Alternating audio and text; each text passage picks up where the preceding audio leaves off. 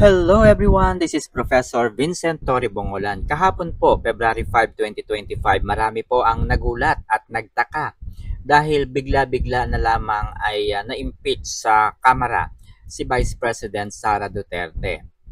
At ang tanong po ng marami ay, will Sara Zimmerman Duterte Carpio be impeached? No? Sa kanayan ay mayroong higit 200 po, no? To be exact ay 215 congressmen ang nagbigay ng kanilang suporta sa ika-4 na impeachment complaint na isinampa po sa Kongreso. At sa ilang sandali lamang po, no, ilang oras lamang mula nang maisampa ang impeachment complaint ay talaga namang lumampas po sa requirement na 1/3 of congressmen ang bumoto po, no, sa impeachment complaint na ito.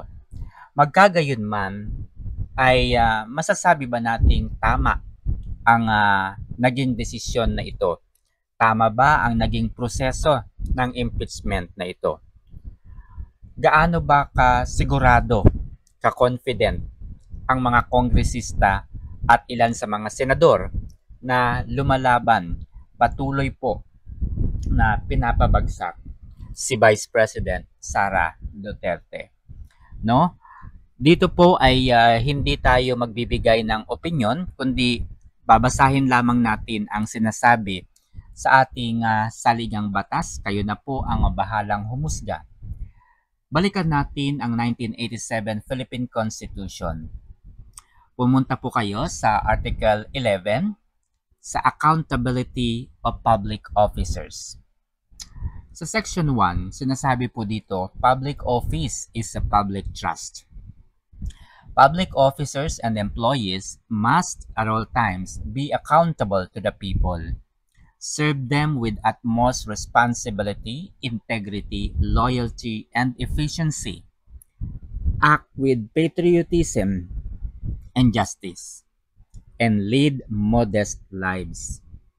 Sa Section 2, the President, the Vice President, the members of the Supreme Court, the members of the constitutional commissions, and the ombudsman may be removed from office on impeachment for and conviction of culpable violation of the Constitution, treason, bribery, graft and corruption, and other high crimes, or betrayal of public trust. All other public officers and employees may be removed from office as provided by law, but not by impeachment. Ito po ang Section 3. The House of Representatives shall have the exclusive power to initiate all cases of impeachment. Tama, no? Ang Kongreso po, sa Kongreso po nag-umpisa ang impeachment complaint, which is tama naman po ang sinasabi sa Section 3. Kahapon ay i-file ang pang-4 na impeachment complaint against the Vice President. Number 2, a verified complaint for impeachment may be filed by any member of the House of Representatives. Okay, pwede raw pong itong i-file kahit sino po sa mga congressmen, or by any citizen, kahit po citizen, upon a resolution of endorsement by any member thereof.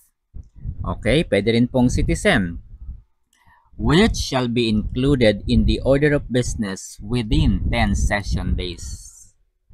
Ito po yung titignan natin, which shall be included in the order of business within 10 session days. So, ibig sabihin, dapat daw ay ma-file ito sa Congress, no? At dapat ay maglalaan ng 10 araw na sesyon. Okay? Ano po ang dahilan bakit kinakailangan magkaroon po ng sessions?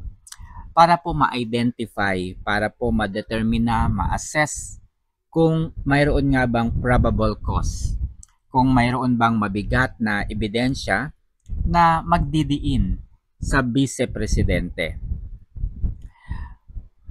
Within that 10 session days, kinakailangang mapag-aralan po muna nila ang impeachment complaint, ang laman po ng impeachment, ang mga ebidensya na maaaring gamitin for the impeachment. So, dapat po yan ay madetermina. Ito pa po sumunod. Pagkatapos, ire-refer po ito sa proper committee within 3 session days. Okay? So, sa Congress ay magkakaroon po ng talagang committee at nabanggit na nakita na rin po natin sa iba't ibang social media platforms itong committee na ito na sila po ang magsisilbing fiscal, Sila po ang magsisilbing fiscal or prosecutor to identify talaga, and to draft the final impeachment complaint. Okay.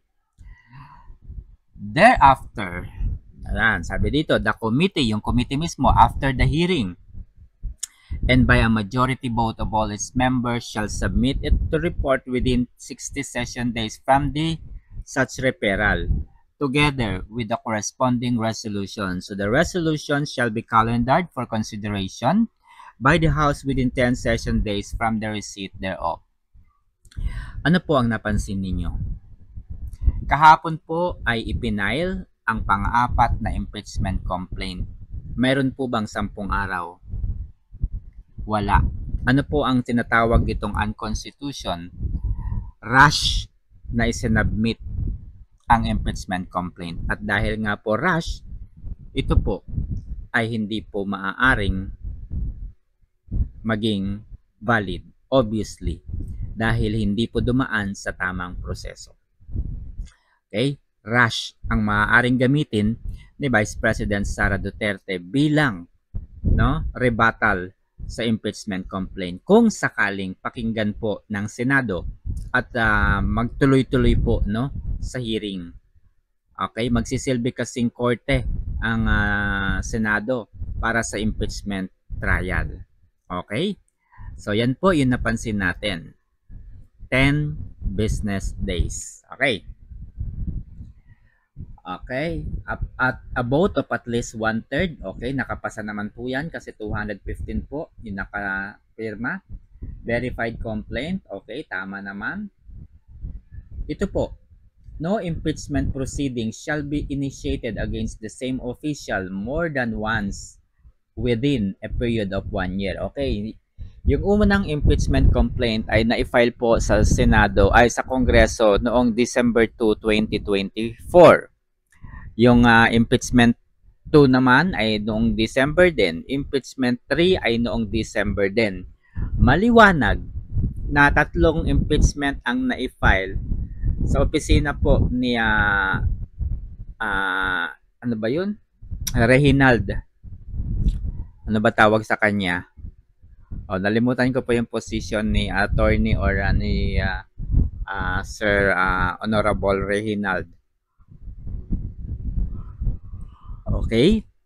So, 3 po yung na-file. Pero, hindi naman po nag-reply kumbaga hindi naman po na-endorse sa Congress. So, automatic po. Yun po ay parang forfeited o kaya hindi na po natuloy yun. Okay? So, yung pang-apat po lang talaga ang questionable. Senate, okay na yan. Sa Senado yan nadiringgin. Okay. So, ito po ang pag-uusapan natin. Alam ng mga kongresistang ito ang dahilan. Alam din po nila ang procedure ng impeachment trial pero itinuloy pa rin po nila. Ano kaya ang magtinding dahilan? Dahil kinakailangan nilang ilihis ang issue tungkol sa maanomalyang signature sa BICAM Committee Report for the 2025 National Budget wherein mayroong mga blanco doon sa ilan sa mga budget ng iba't ibang mga opisina. In fact, kinonfirm po itong mga bakanteng ito ng ilan din sa mga kongresista at ng ilan sa mga senador. Okay?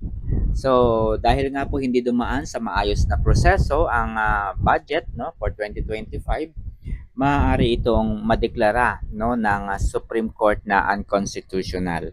At kapag ito po ay naideklara bilang unconstitutional, malaki po yung probability at posibilidad na hindi po mapakinabangan ng mga kurakot na mga kongresista o senador ang nakalagay na budget sa 2025 election na yon. Hindi po nila yan magagamit kung idedeklarang unconstitutional. Okay? So, kaya po, ang nakikita po natin dito, habang hindi pa po nagdedesisyon ang Korte Suprema, ay inilabas na po nila yung pondo para bayaran, no, ang mga kongresista. Okay? So, napakalaki po yun. And then, panoorin din po ninyo yung panoorin din po ninyo yung naging pahayag ni, sino ba yung nagpahayag na yon ito po si Congressman Lordan Suwan, okay, ng 1st District ng Cagayan de Oro. Sabi niya rito, "To my supporters, I know you stand with me. Rest assured, the ayuda is coming. After we voted yes, Speaker Romualdez provided additional budget, allowing us to give even more assistance to the people." So, ibig sabihin, tama yung sinasabi ni Miss Maharlika na yung iba ay napilitan lamang pumirma dahil mayroong kaakibat na ayuda o mayroong bayad sa kanilang pagpirma. Okay? So, yun po, nagko-confirm si Congressman Lordan Suan na bumoto po sa impeachment ni VP Sara. Okay? So, kayo po ang humusga, kayo po ang sumuri, mga kaibigan.